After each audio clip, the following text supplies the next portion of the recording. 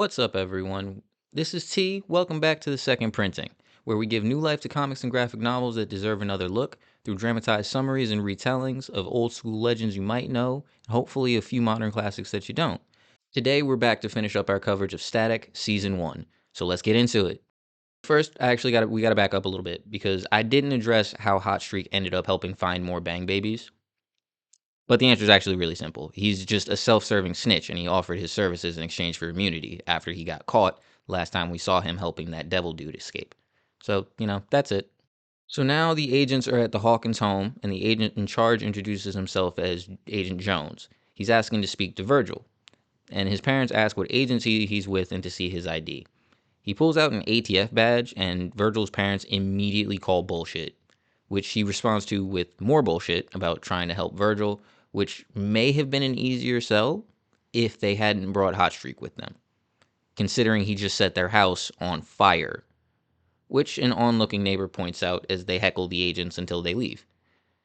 Afterwards, the Hawkins have a conversation about the situation, and Gene tries to suggest that Virgil should stay with one of his aunts, which obviously he's not going for. And he calls out that they're being hypocrites right now by teaching him that the community only works if we all have each other's backs, and he's trying to have other Bang Babies' backs. So this shouldn't be any different. People in his community are disappearing, and he feels like he has to act. But Jean wants to protect her son. So ultimately, they agree to table the conversation for now. Virgil heads to his room and decides to be proactive about this whole thing. So he plays around with that kinetic metal that he found at Hardware's lab to learn about what all he can do with it. He suits up and he calls Darius when he starts to leave, but Sharon comes in and stops him. She explains that she had a girl in her truck who couldn't control her power and was burning through her metabolism too fast. They stabilized her, but afterwards, those same G-men showed up and took her. She's seen how much more Virgil is eating and what bad shape he was in after the fire, and she knows it wasn't just stress. So she warns him, and she gives him a bunch of glucose tablets to use in a pinch. She also gives him that signature overcoat to finally complete the first costume, and then Virgil flies off to meet with Darius and the others. So Virgil, Richie, Frida, and Darius all meet up at an abandoned steel factory that's being used as a cover for the Bang Baby abductions. And after way too much banter trying to decide if and what code names to use, Darius christens Virgil Static Cling, and Virgil says he likes static. And we all do, buddy. So then Virgil flies them all over the fence. He takes out the cameras and he knocks out power lines to the building. Now, they get swarmed pretty instantly by some security jobbers, but Virgil just as instantly throws them all in a dumpster and just magnetizes the lid shut. So as he's claiming a flawless victory, he just gets smacked in the back of the head with a fireball, and everyone seems to just forget the codename conversation they just had because they start screaming Virgil and using, their first names. Hot Streak can probably guess who they all are anyway, so it doesn't matter, but I mean, still. So Virgil shoos the squishies away so we can get another anime fight. And boy, do we get another anime fight.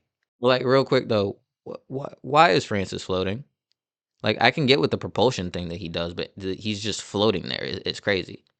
So Virgil's bobbing and weaving, and then he kicks Hot Streak in the face, but all he really manages to do is use up all of his energy.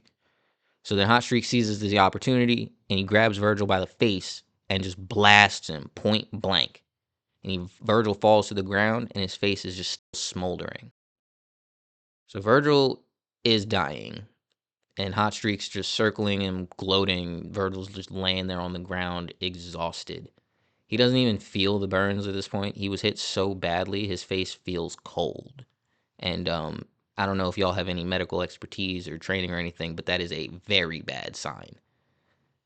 So he thinks of all the people that are counting on him, and through the power of friendship, unlocks a new transformation into the legendary super. Whoa, my fault. Wrong series. Anyway, Virgil pops one of the glucose tablets, and he gets this surge of energy. Electricity crackles all across his skin, and it repairs the damage from the burns. So now Virgil's back on his feet, and then they're darting around the courtyard. Virgil's dodging and heckling Hot Streak. He's trying to come up with a plan. And then they get flung inside the building and he notices that there's still backup power. So he pops a few more of the tablets and he reaches out with his power and contorts the wiring to capture and then restrain Hot Streak. And man, I used so many of these images as wallpapers when this was coming out. Nicholas Draper Ivy, man, so good. Virgil checks in with Darius, who split up from Richie and Frida while Virgil was fighting, and finds out that he found Daisy and the others. And one of them also starts giving him shit, which is really crazy given the situation. But Daisy explains that they've been kept pretty hungry, so they can't really use their powers. Plus, they've had inhibitors implanted that shock them if they try to anyway. So Virgil arrives, and he unlocks the cells, and he briefly has a small argument with Darius, who says they need to stay cool and keep their heads, while Virgil's like, he's getting pretty amped, so that's literally exactly why Darius is saying what he's saying. But Virgil concedes, and he pulls out the rest of the inhibitors so they can all leave. Now, if you watch the Static Shock cartoon, you've probably noticed in the art by this point, like, who all the rest of these Bang Babies are. It's all the it's Static's Rogues Gallery from the TV show. It's amazing.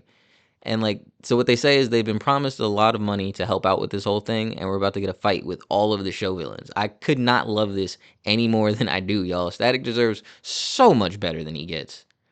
Also, I always thought Puff would have been cute if she wasn't so damn abrasive.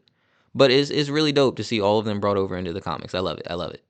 So we check back in with Richie and Frida real quick, who, on their way to the server room, found the aftermath of an attack in some lab, but like there's nobody left. So with that little bit of foreshadowing set, they overhear some guards getting ready to head back toward the others. And Virgil, being the good noodle that he is trying to talk everybody down, but they just do not care. So Darius leads the rest of the non-combatants away, and Virgil squares up. So Talon kicks him towards this snake guy I don't recognize, and Virgil hits him with an electric punch that I swear to God is straight out of the Miles Morales video game. Then he runs into Derek, who is actually a pretty good guy. He's just here because he needs the money to help his grandma. But that's when Shiv jumps in and just starts slashing away at Virgil, barely missing. And so he's trying to come up with something he can channel his energy into so he can try to make this fight more even. When Frida and Richie arrive just in time to throw him a bat. And Virgil and Shiv have this like lightning fast lightsaber duel until Virgil just cracks Shiv right in the face and knocks him to the ground. And he thinks about finishing him, but instead he offers to help him up.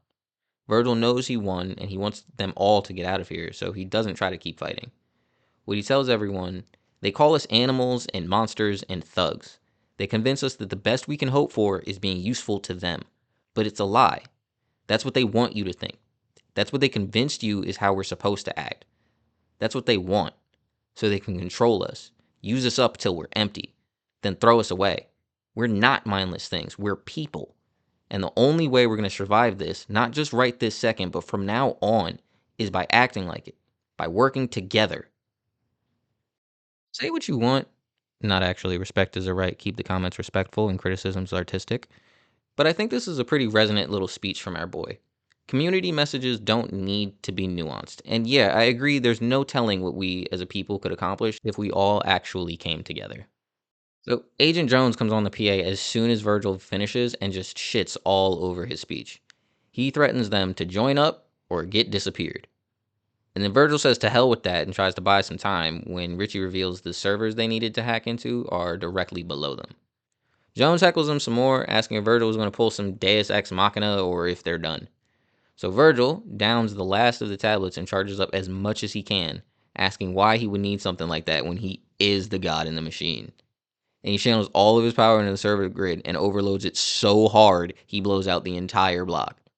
And he uses what little energy he has, he sparks up a little light, and he tells the guards they have two choices. We jump to the Hawkins home later where they're discussing Virgil's superheroing. Everyone is in support, if a little bit concerned. Because mask or not, it is dangerous. And Virgil knows that's not the point. This needs to be done. There are others out there like him who are scared and they think they're alone. So he has to tell them that they're not. Everyone is very proud and Sharon throws him a new suit as he goes to leave. S-tier sister strikes again. And so it turns out the plan was to hijack a news broadcast and tell the Bang Baby side, not let the media spin it to those who don't really know any better. So Virgil cuts off the anchor saying, nah, y'all aren't getting to spin this time.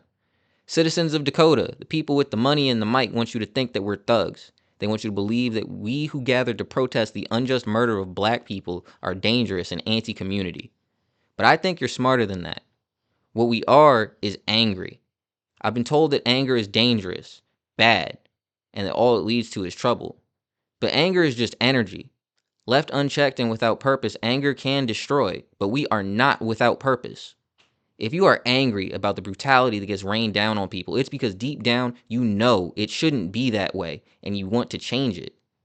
When channeled, anger can be the fuel to bring about great and positive change. It can build and protect. When directed, anger can be revealed to be hope. Whew. Okay, that was a lot.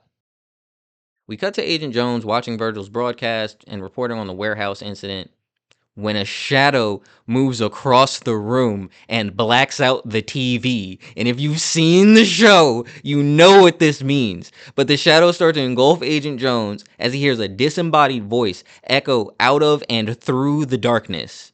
Hey there, G-Man. You thought you was slick, huh?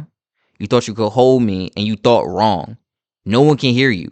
Except me, of course. Just got one question, and you better not lie. Where is my brother? Ebon is here. I am so excited for the next part of this series. But that's where we're going to have to leave it off for today. That wraps up Static Season 1. Thank you guys so much for clicking on this video and rocking with us through everything so far. We're diving directly into Shadows of Dakota next. I have not forgotten about X-Men, just those videos are getting a little bit longer, so they're taking a little bit longer to put together. But Shadows of Dakota is definitely coming next. Keep an eye out. Subscribe if you're not already. Let me know anything you guys think down below in the comments. Other than that, just because you're different doesn't mean you're alone. I'll catch y'all in the next one.